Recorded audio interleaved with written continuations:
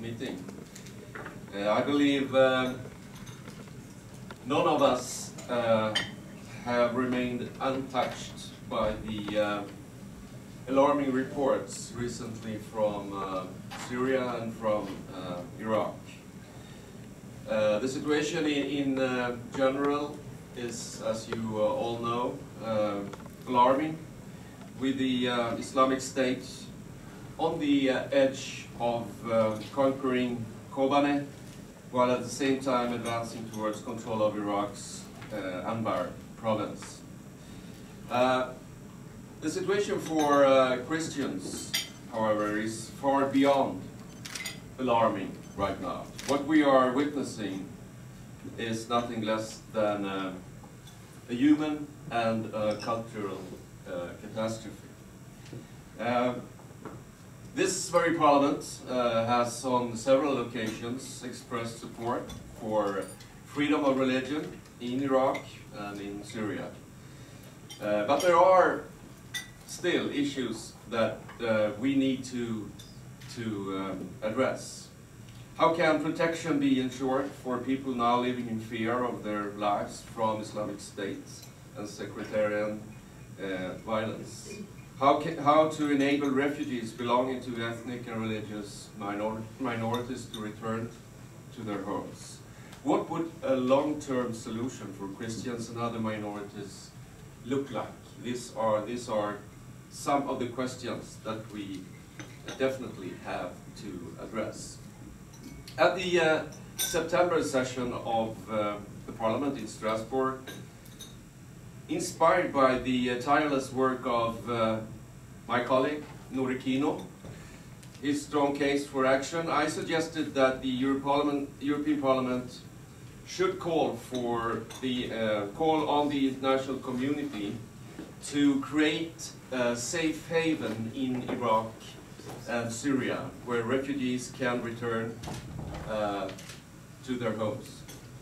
This proposal was endorsed by the EPP group, but was unfortunately not included in the final resolution. The main reason for this was that the majority of the party groups would rather not address the issue as specifically as to actually mentioning the suffering Christians of the Middle East.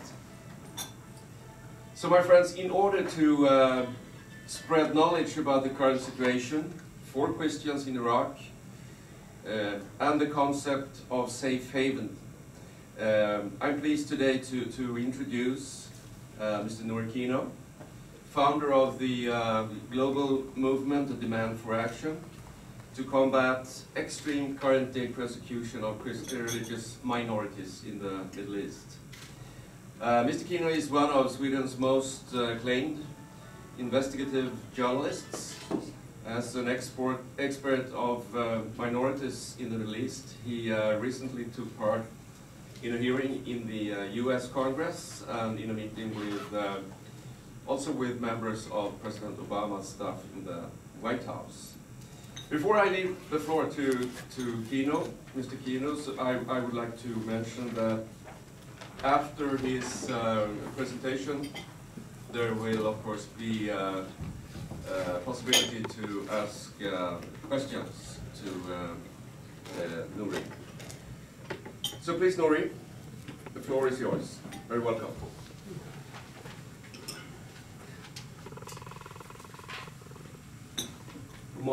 Good morning, and thank you for attending. Thank you for inviting me, Mr. Adaktusson, EPP and Swedish Christian Democrats.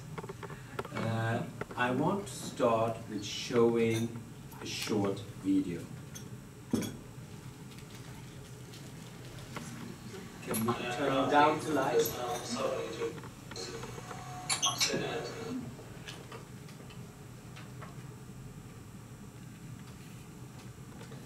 $5 اللي هي $50,000 كفدية، لأنه أنا حسب معلومات الفدية موجودة بالدين اللي هي بتدفع عني وعن روحي وأرجع سلامات لأطفالي، الخاطر بس أطفالي ما خاطر غير شيء، وأكون مستقيم على الصراط المستقيم. والشيء الثاني فالجماعة هون قالوا لي إحنا يعني هذا الموضوع يعني يقربوا ذنب الشأن، بس بعدين أضفت لهم في شغلة، قلت لهم حتى لو الله شاء إن شاء الله ما نقول غير إن شاء الله إنه أطلب سراحي أو أرجع لعائلتي، أنا أردت إنه أتبرع تبرع في سبيل الله، في سبيل الوطن. لأنه أنا شفتهم يشيل الخنزة يقسمها من أكله ومن زاد يجي طعامي، يجيب لي الدجاج، يجيب لي الأكل اللي هو صحن الأكل، أنا متأكد إنه هو يشيله من ثم أطفاله ومن ثم عائلته أو الأصدقاء رفاقه. فهذا الشيء أنا أريد أعوض عنه، أريد صار عندي إيمان بهالقضية هذا، وصار عندي قناعة كاملة إنه لازم هاي المجموعة وهؤلاء المجاهدين إنه يدعمون خاصة من أهل البلد. فأنا حتى لو إن شاء الله بأسألك يا الله قدر القادر إنه أنا يطلق سراحي، أنا أريد إنه أساهم بدعم الناس.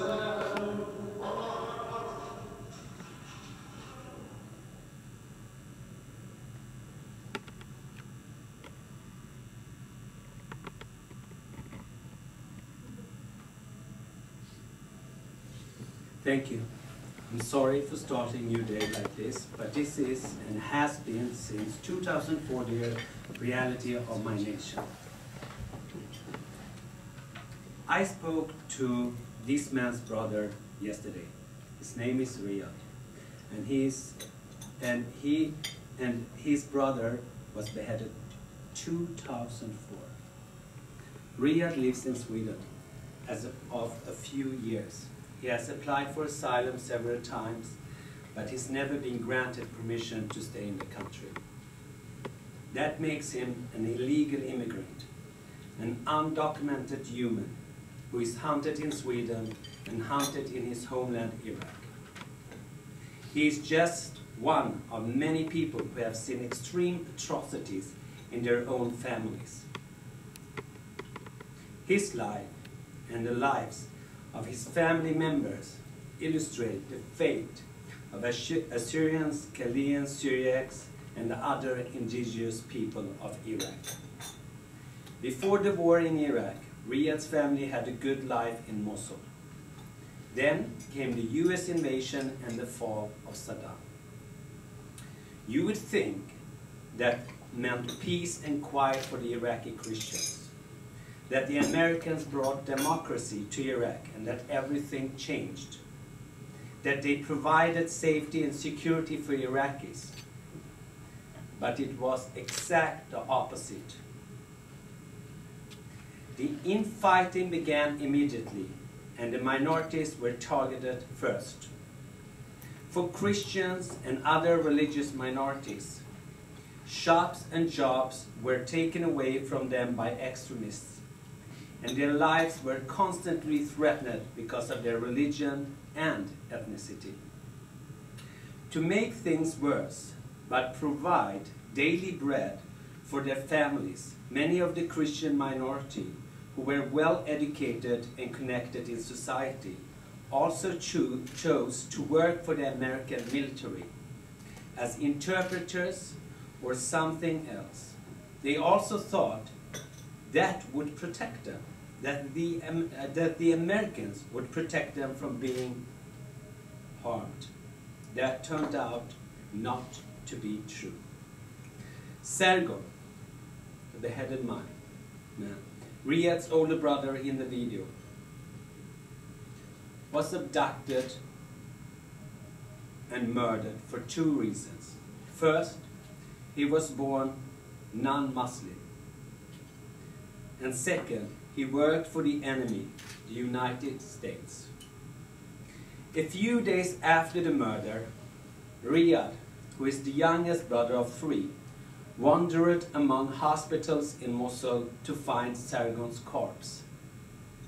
And he did. He found everything except beheaded. Did you think that beheadings by extremists started with ISIS or IS, Islamic State? Just earlier, a couple of months ago, with my 2 colleagues and 8 workers. For Christian Assyrians, this has been a threat for many years now. And I have seen, I don't know how many of these videos. You just didn't have an idea it was going on. Minorities have been targeted from the very start by those who came before ISIS and by those who eventually became ISIS. The world wasn't paying attention. The world didn't want to pay attention. But we saw it coming because we were the first to experience the brutality and the rise of extremism and targeting of non-Muslims in our dear homeland. Riyadh was eventually also threatened, as well as all his family and all other non-Muslims. That was back in 2004. Yes, 2004, a decade ago. Riyadh was smuggled to Sweden for $15,000, a dramatic trip that nearly took his life. The middle brother, Daniel, instead left for Syria with his family, wife, and 2 children. They didn't have enough money to take all of them out of the Middle East. When the civil war started in Syria, after spending several years there, Daniel took his family and fled back to Mosul. He was afraid of Islamic revenge in Syria. After IS invasion on the 10th of June this year, we're now talking about a decade later, and they are still trying to escape the extremists. They fled again, with nothing but the clothes on their backs. I was with them on the telephone during 48 hours, walking for 60 kilometers with children on their shoulders.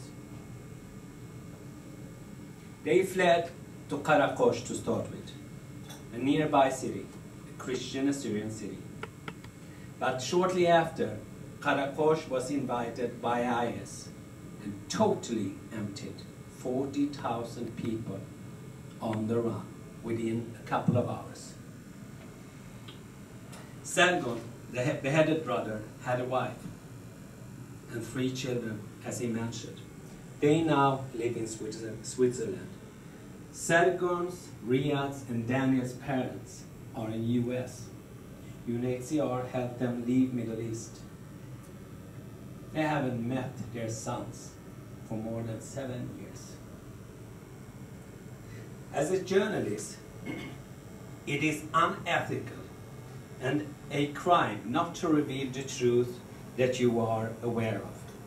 Sargon, a name chosen by me for security purposes, was beheaded on the 27th of September 2004. I cannot enough say it's been 10 years, a decade. And we've seen, I don't know how many of these videos. Nobody wanted to listen. We reported and reported. We testified. We risked our lives.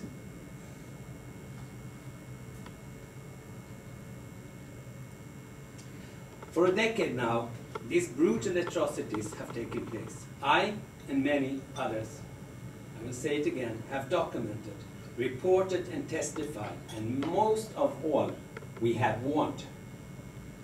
We have borne witness to the cruel reality of Assyrians and other indigenous people in Iraq and now also in Syria.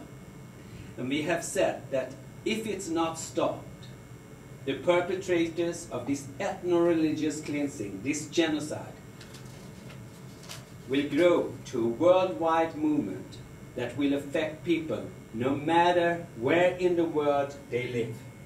But no one listened. We have been bombed and ambushed and persecuted for over 100 of our churches, some as old as 1800 years, have been destroyed. Some of them bombed while people were praying in them. Our 7,000-year-old ancient sites destroyed and looted.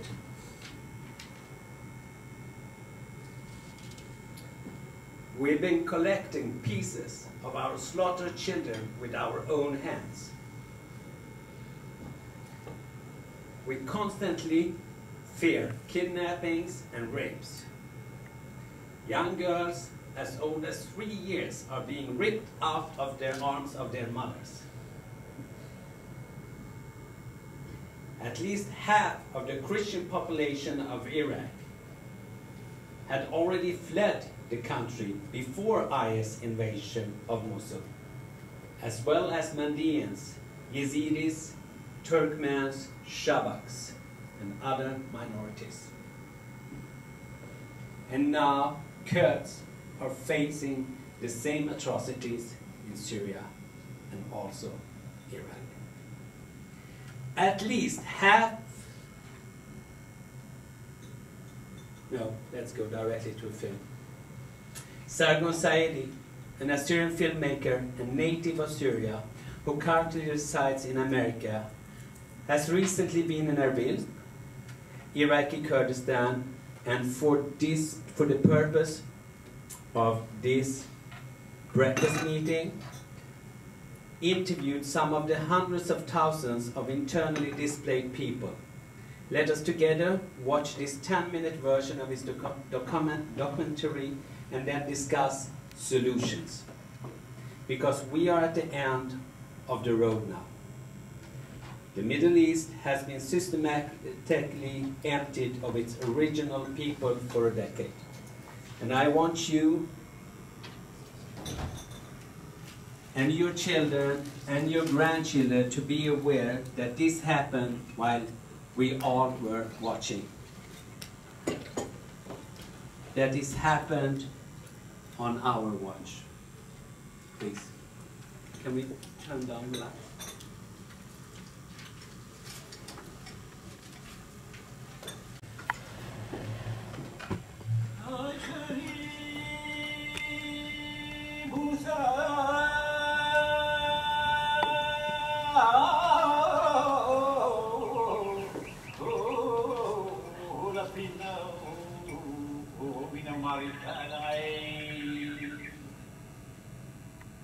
ومتواز الدين متواز الدشت الدين تام إينا أوقات التشبيتنا الدين تام إينا كل هيايوزنا اليوم يوما لبرنا شو بياشالي لا كيف بياشالي بدك تديدي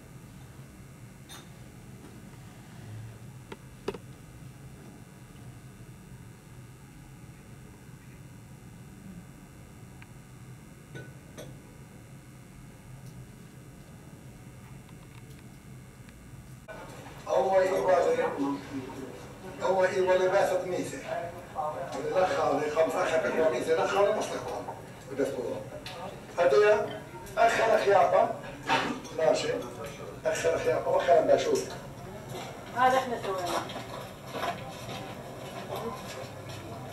هذا حمام مع النسوان ويلا يجي يسبحوا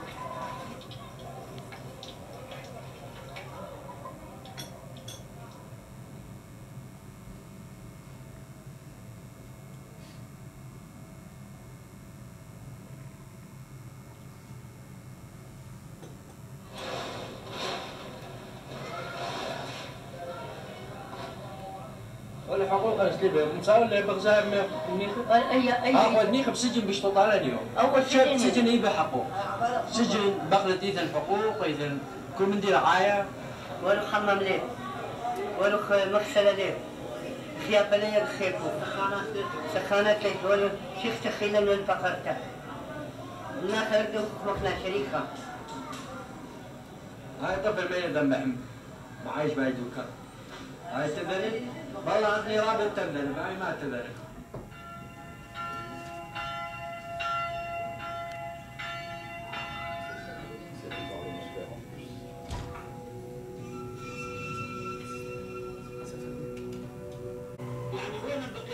مشكا من ثاني داعش لكن بوينا صار رأسا لكن لقد فرضا هذا الجملة حاول شيء لدهوي حاول شيء لتالي حاول شيء لوياتي يعني لكن لقد فرضا لكن مريم عرفت وتعالى له من دريا له كان لكن هي مصراي سهلة كيف بطيئتك ورفضنا الرأي يعني ننقل 20 يوم حسب بطيئته مع الأعراض سقطها إلى دواعي طب هذه التي الموصل شراي كله موجرة ويداي تسقط لي ومطاري كلها كوتا إينا جرائم جينوسايد إينا تطهير أرقي وديني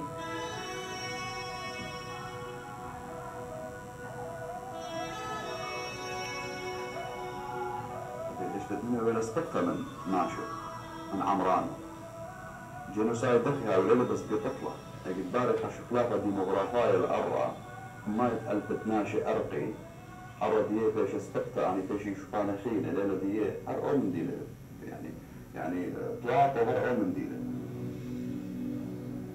سيزارو قد يجيبوا لك العالم من داكاوي فامنت في فقط وكابا حيني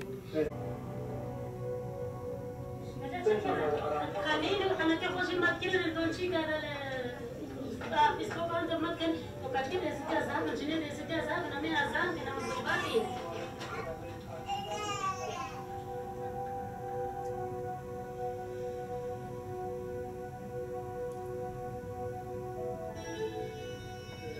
أنا فسقتي تخيل قالوا يعني تونو الامتحان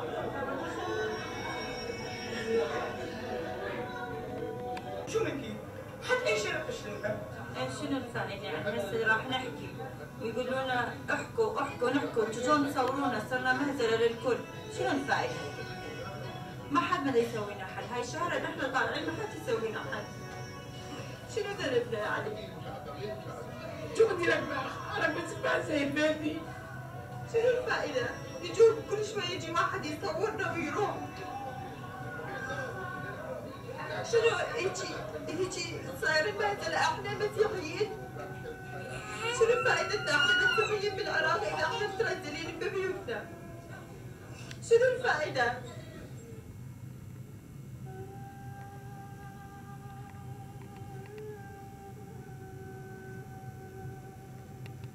قبل قد أيتنيك هو ياخذ إدارة أربعة سبيلا تنفت خوبة دي شريطة قداها قطرة إيلي قالك نيثا هو ياخذ مدبرانوس بنونة جانو لا بيش صرت بداها ينصرت بداها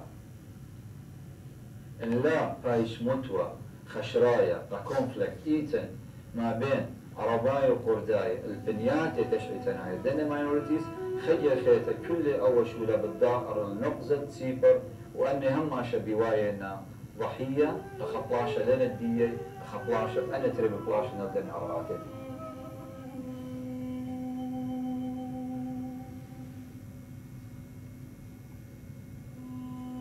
يعني ما زال المدرسة بطالة هذا ولا أمامك زال لكن لما ناخذ شيء يا شيخ يعني بين الواسطة نحن نقول جيش منسحب مش برضه يعني فعلا في سيارات قائدا ملتزم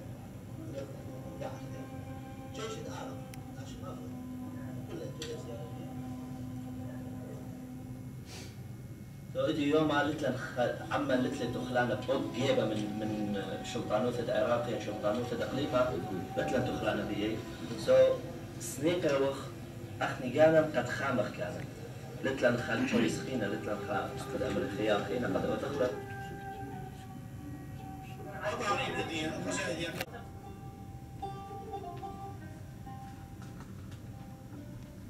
الخبري مالي ناشر مخطوطة جان الشرف والناموس دي الناموس دي شرف على ثمود وش بالك بس داولي سندب خاصي مو انا بالله داعي شغلي اللي قدام حكم شنو عشان مني لا ده شغلي ما طيب بس دفعا عن كياني وعن الوطن دي وعن بيت أول جنجارة أو أوقان فانتريالي أمثل كمت خدنا تري لا يا أخي خلاي سنقطة لقد أخنا لا شوقت آزل حابس لا ضيمة خامد يطاوى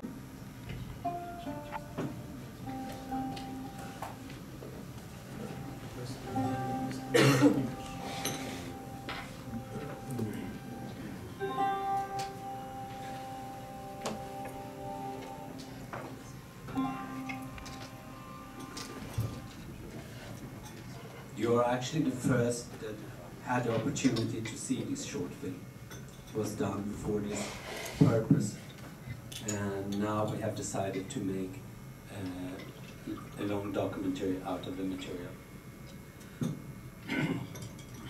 I will try to put myself together. I could give you hundreds of examples of the most horrifying stories a human being has ever heard. Violence that is too unbelievable for a human brain to comprehend. But I believe that Sargon Sadi's film gave you a vivid picture of the atrocities, the war crimes and crimes against humanity. What more does one need to see in order to recognize these crimes? How many more videos, video clips of beheadings, rapes, or abducted children? Photos, testimonies. How many hundreds of thousands does it need to acknowledge this genocide? I am a Swedish investigative journalist, a career I'm very proud of. I have been taught the importance of evidence and reliable sources, a fact that has been very valuable in my work for a demand for action, our grassroots movement. I am also an Assyrian, a heritage that also is called Chaldean and Syriac. And I am very proud of that legacy. Our people have retained the language of our forefathers, a fusion of Akkadian and Aramaic, the mother tongue of Jesus Christ, for thousands of years. We are the descendants of the ancient peoples who gave the world civilization, a culture over 7,000 years old. Civilization today, however, has failed to protect us. Our people are at risk of extinction.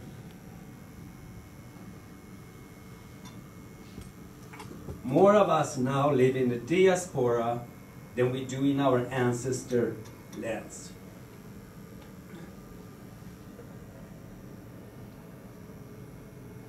This is our last fighting chance.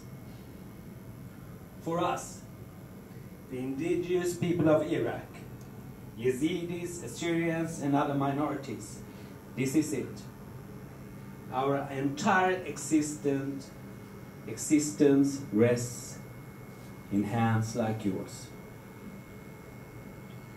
So let's discuss options and look at some solutions. AIM, Alliance of Iraqi Minorities in Iraq, civil, independent, voluntary, and non-profit alliance that seeks to protect and promote the rights of Iraqi minorities, recently conducted a survey of 5,000 IDPs from Yazidis and Assyrians.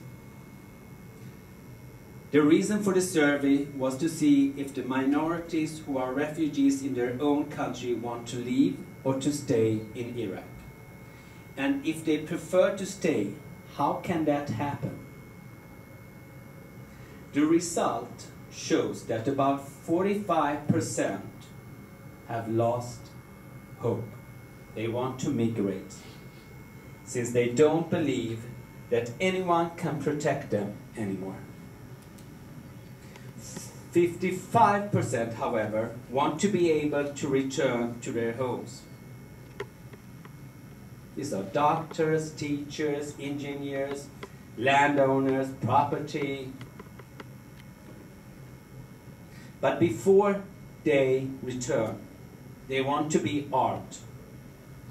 And they want to obtain the relevant military training in order to defend themselves, their families, and their property.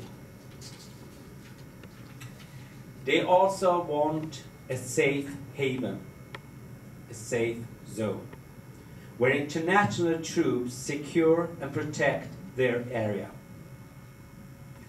So is this reasonable? We believe so. Right now, everyone is armed and everyone is fighting everyone in Iraq and Syria. It's a mess. We, the indigenous people, are in the middle, and we don't want to fight anyone. We seek only to protect ourselves, our families, and our children. We just want the security to stay in a very small piece of our ancient lands, as is our indigenous right, our ethnic and religious rights. AIM met the special representative of the United Nations Security General for Iraq, Mr. Nikolai Mladenov, 2 days ago, Monday, to propose an international conference about these demands. The crimes committed against Iraqi minorities, any future for minorities in Iraq and the whole region, question mark. Some of these efforts are already underway to train divisions of the Iraqi army comprised of Assyrian, Chaldean, Syriac Christians, and militias have been created, as you saw in the film. But that's small pockets and weapon not to count on.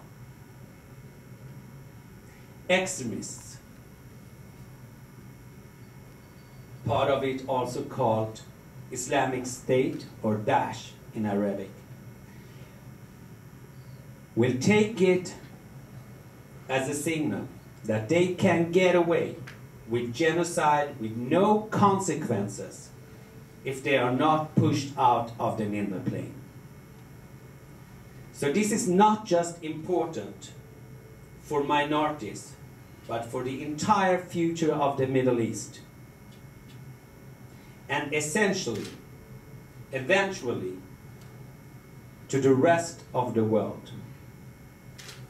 Should extremists be given free rein to decide that no minorities can stay in their own homeland, is this what you will allow?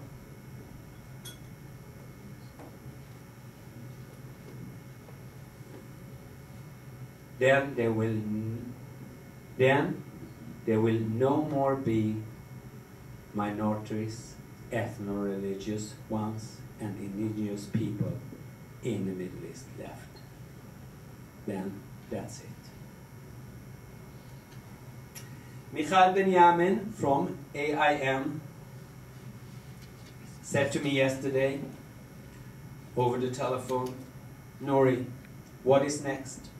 How many more places will they slaughter and push out the inhabitants from? We are asking the European Union and other world leaders to help us arm our people. Our people are begging them to send international troops to create a safe zone for us. If not, it's not just the end for our people in our ancestors' homeland. It can be a full-scale genocide. It is also a danger to the rest of this part of the world, Nuri. And I beg you, ask them, how many more men need to be beheaded before the world understands the danger of extremism in the Middle East? End quote. Last night, in the hotel that Mr. Dacterson booked for me, I couldn't sleep. I read my emails, answered some of them, Facebook messages, and also went through the status of people I know might have news from Iraq. A video clip caught my eyes. Small children screaming, "We have nowhere to stay, help us. We have no way to stay, nowhere to stay, help us." Can we please?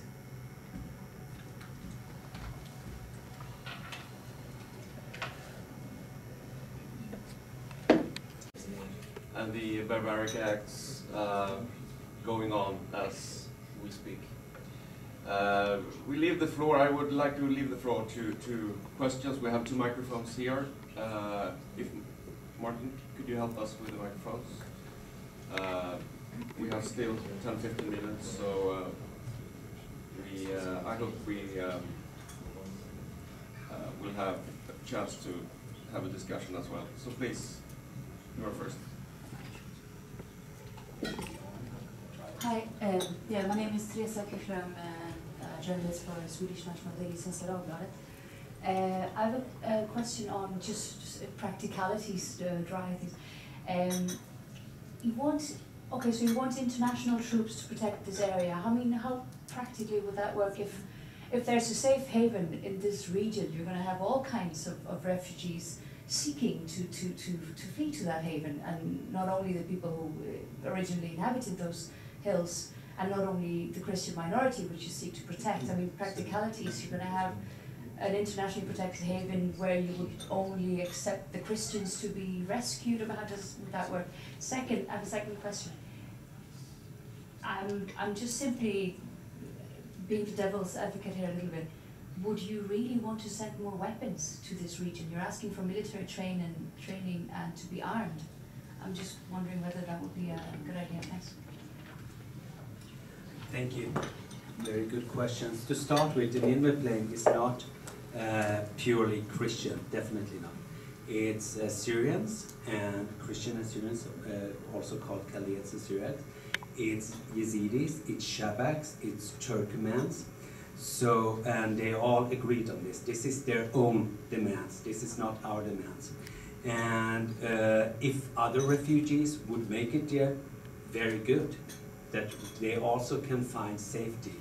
Turkmens and Shabaks, most of them, the numbers and figures are not clear, but about 200,000 have fled to the south of Iraq because of their religion. They are Shiites, they're not Sunnis, like others that have fled to the north.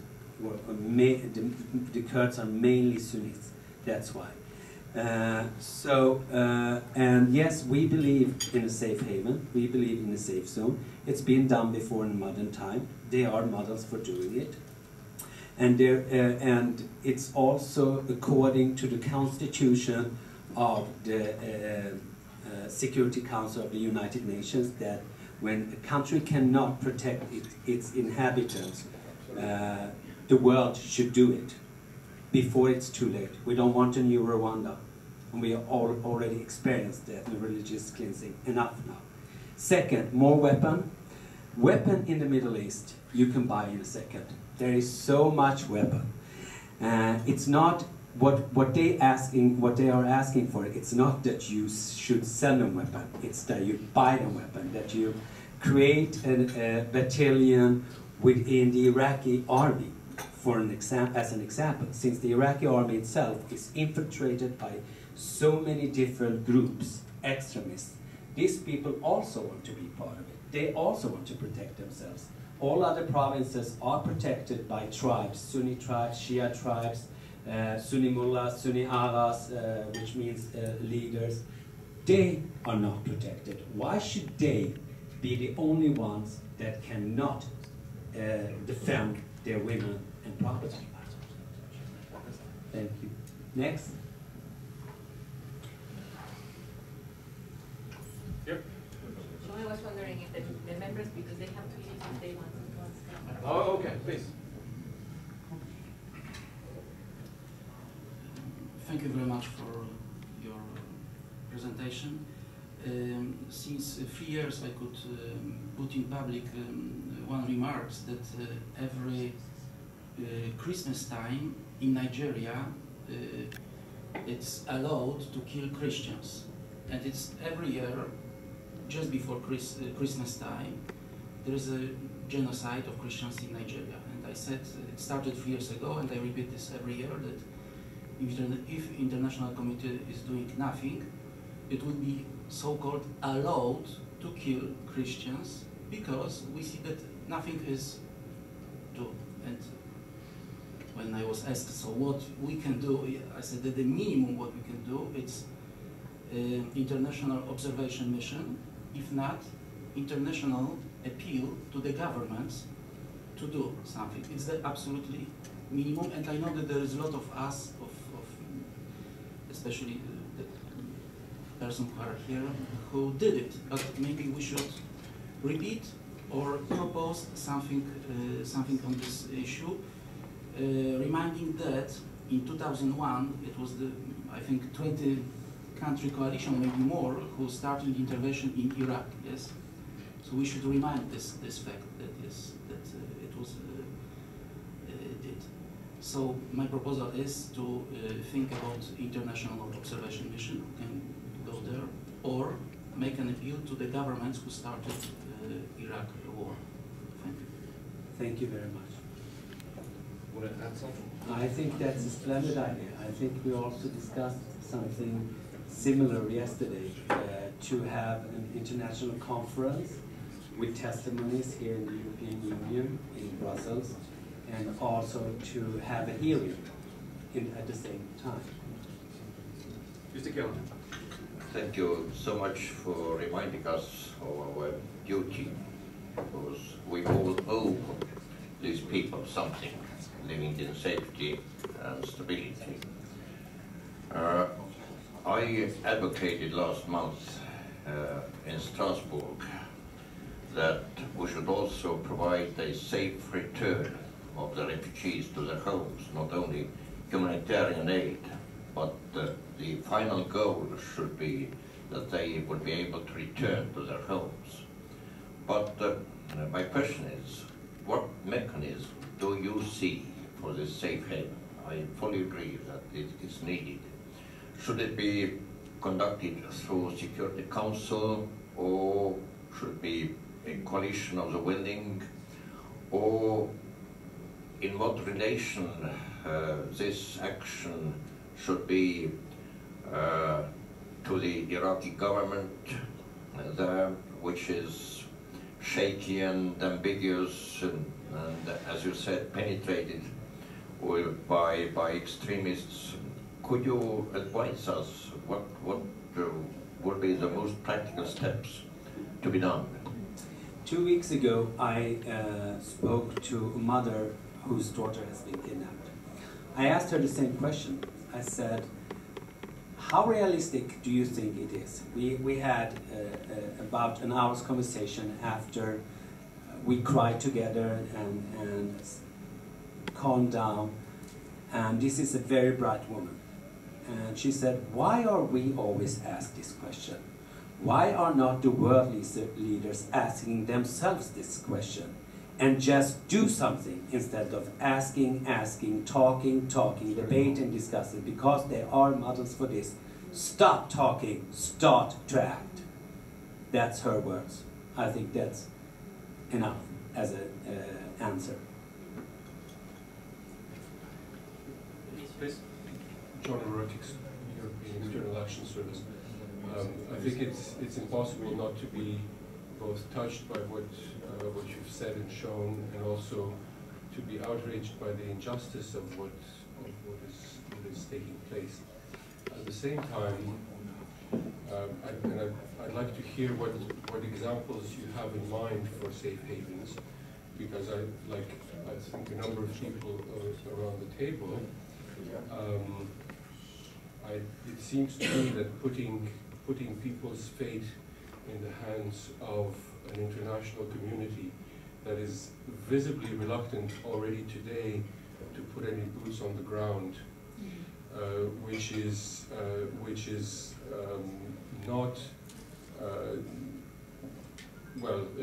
experiencing all sorts of difficulties in mobilizing its forces against a clearly defined threat of ISIL.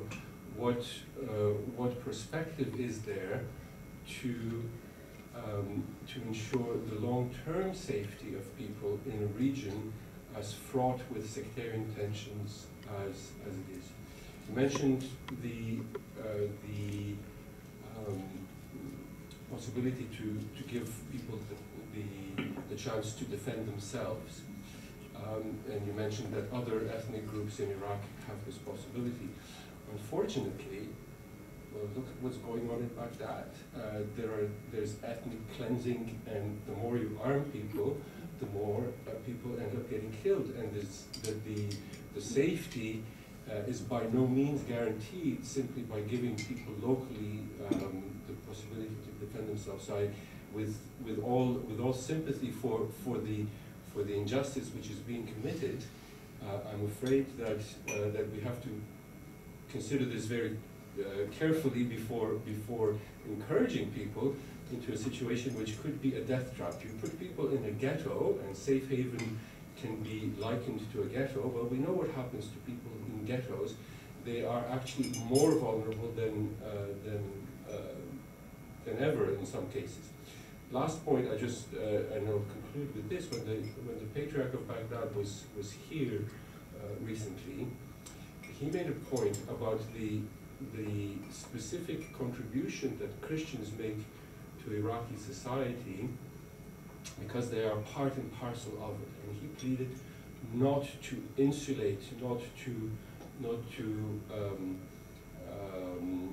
set apart Christians as if they weren't an integral part of Iraqi society. In the Nineveh plain, as you said yourself, there are Shiites, there are Sunnis, there are Christians.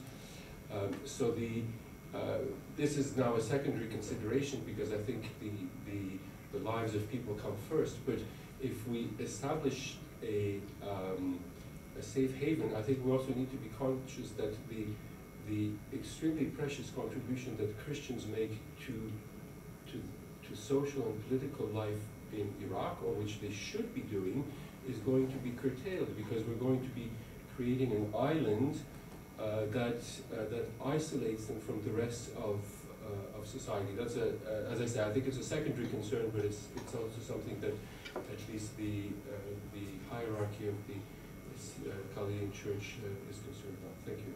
Thank you. I'm of course aware of both the Pope that has armed the Christians in Iraq, and Louis Sacco, the Patriarch, His Eminence, and what they ask for and demand. And I think there is actually a misunderstanding here. To start with, Christians in Iraq will remain a social and critical part of the Iraqi life when they feel that anyone in the world actually cares about them. So they will not flee all of Iraq up to the north. That will not happen, and that's not how it looks like today. Second, in January this year, the Nineveh Plains, together with 2 other areas in North Iraq, a bill passed in the Iraqi government to consider them to become provinces. That is not a ghetto. That is just another part of the province with an infrastructure. All this has already been considered, every single of these questions.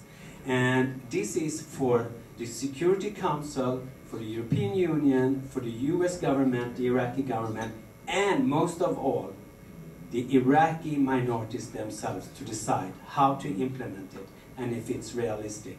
If you ask me and ask them, it is realistic, because they already have passed a bill, and it's already have been discussed before the invasion of Mosul and before ISIS invasion of the Nineveh Plain. And 3 of the cities in the Nineveh Plain, people are actually now moving back. Those young men you saw with the militia are staying in Al-Khosh, and they had went out internationally in the media, even though I think it's very dangerous, and said that we are back and we're going to protect it until the very end. So this is just, will we help them, or will we just stand by and see them get slaughtered? Because every time we discuss a safe haven or a safe zone or a province of their own or a self-administration, we get the same question back. How will it be implemented? There are ways to make it implemented if we just want it to happen. And Iraq is already divided, and it should not be more divided. But by giving ethno-religious rights to all Iraqis, we will have a full country. Assyrians are very proud Iraqis. Yazidis are proud Iraqis. Mandeans are proud Iraqis. Turkmens are proud Iraqis. They're all part of the cradle of modern civilization. It's not that they are anti-Iraqi somehow. They want to remain in their country, and they want the world to find solutions to remain. We have at least 1 million IDPs in 2 to 3 months. What will happen to these people? Which country in the world will take in 100,000 quote status refugees? Any of your countries? Will UNHCR provide that? And who is the God to decide you can go but not you? And the new model is to split families. How many more families should be split? How many more mothers will not see their children for 10 years? How many more fathers will not see their unborn children? The only solution is a permanent solution. How many more times do they need to flee? City after city is getting threatened, emptied. Going back, threatened, emptied, going back. Meanwhile, about 10% are fleeing to Europe with the help of smugglers. Some of them drown in rivers. I've interviewed 3 before they died last year. And some of them getting refugee quote status by the UNHCR, but all the others? What will happen to these people? That's the question. What solution is there? What permanent solution is there? That's the question. That's what they ask the rest of the world. Yes, thank you. I have a question about implementation as well. Could you please tell me, as I'm not as familiar about this area, about the geography, how you envision this area to look, how big it should be, and which cities it should encompass? Sure, we have, of course, the Iraqis themselves, they have many reports about this, many, what you call papers. I can send you whatever you need, no problem at all. If you just give me your email address, we will get you in touch with the Iraqi themselves, back in Iraq, that have made these studies. Susanna. Yeah, thank you. So, thank you for everything you told us, and sorry for my English. I think the most important sentence or question what you said now is, what must we bring more here in the European institution? Is all the videos, all the testimonies, all the photos, all the discussions to believe that the European believe that the situation is very, very difficult. And I'm here in the European Parliament since 2004. So since this situation became. And European Parliament adopted, I think, 3 resolutions about, but it stops there with the resolution. It's not enough.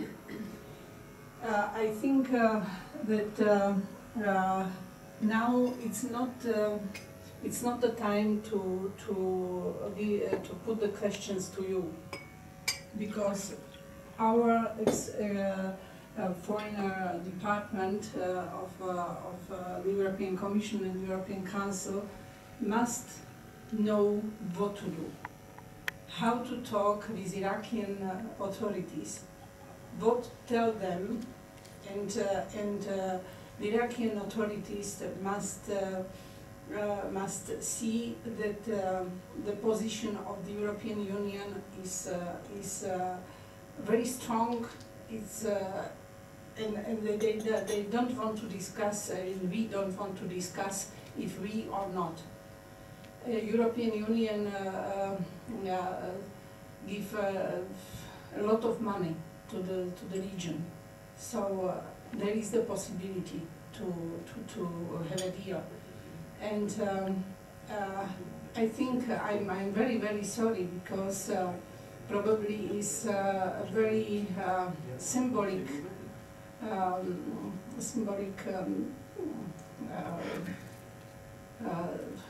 don't know how to help, but we had the possibility to give the Sakharov Prize to the refugees of Mosul and plain of Nineveh.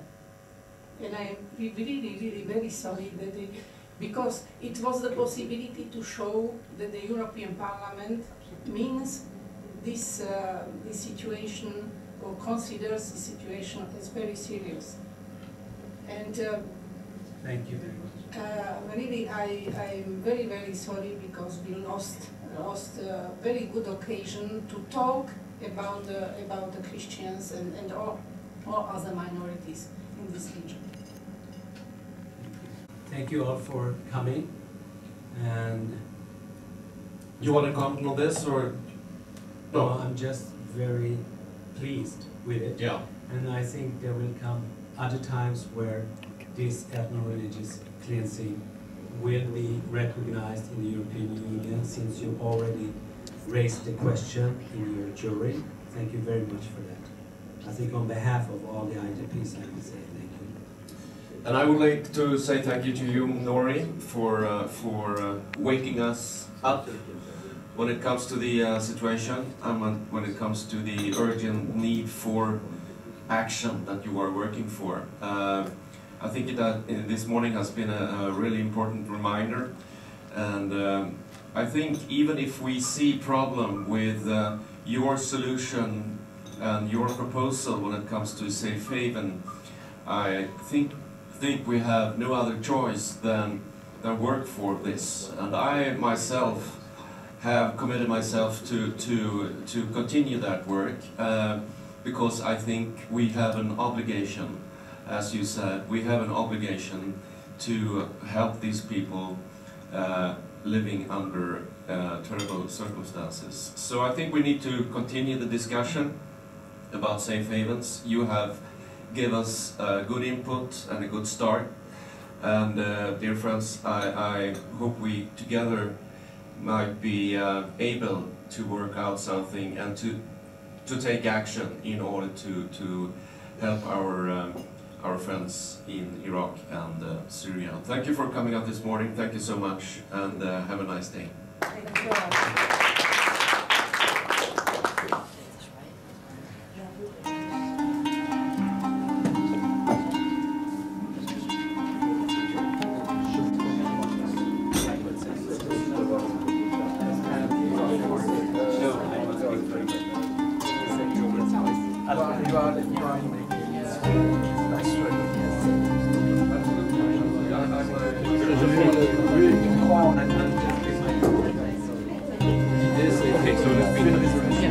On demande au Conseil de se prononcer.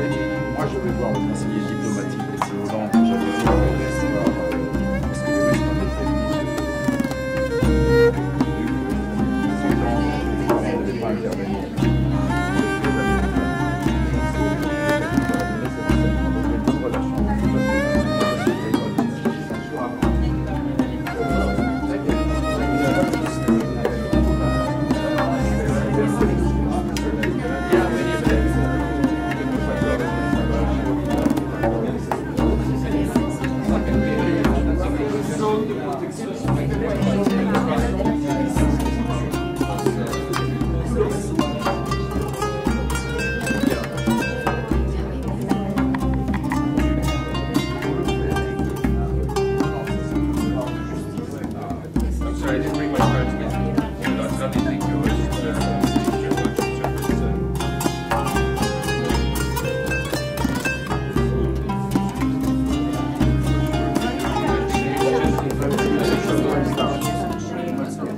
parlement. Thank you. It's just a matter of trying to do something which actually helps.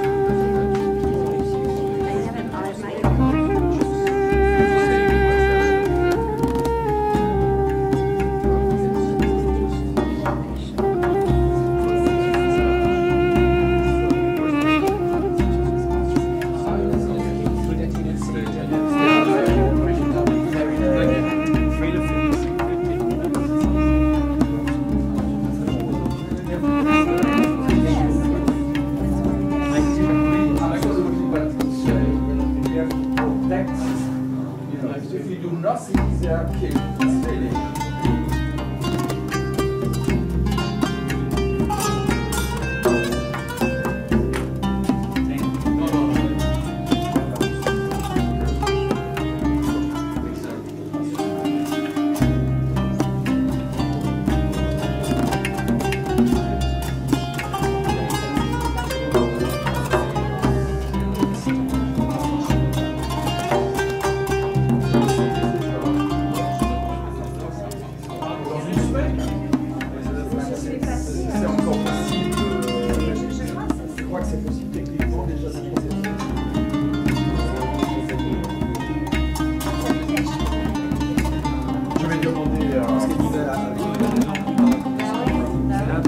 Je vais appeler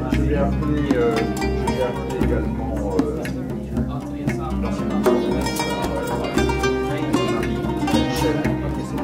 je vais lui demander. Moi je vais appeler Michel à Lyon. On va se réunir. Whenever you want me to come, I will come. Yes. We have to discuss with Michel at Lyon.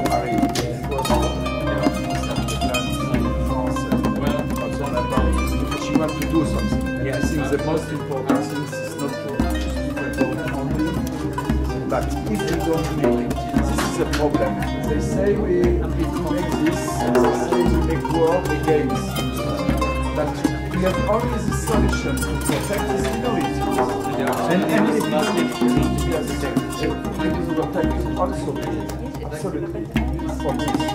So, bye-bye. Yeah, I think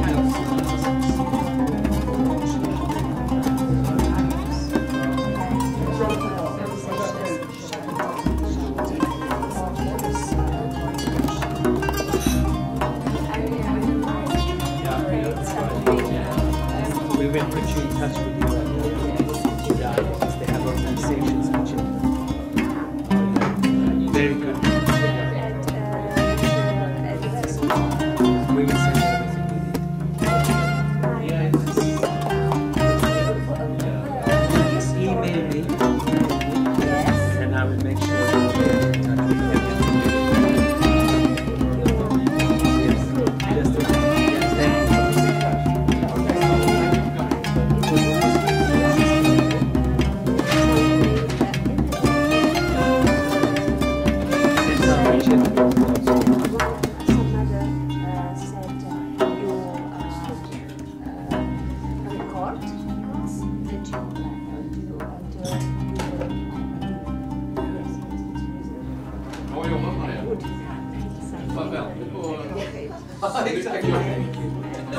I hope I'm doing my best to raise the...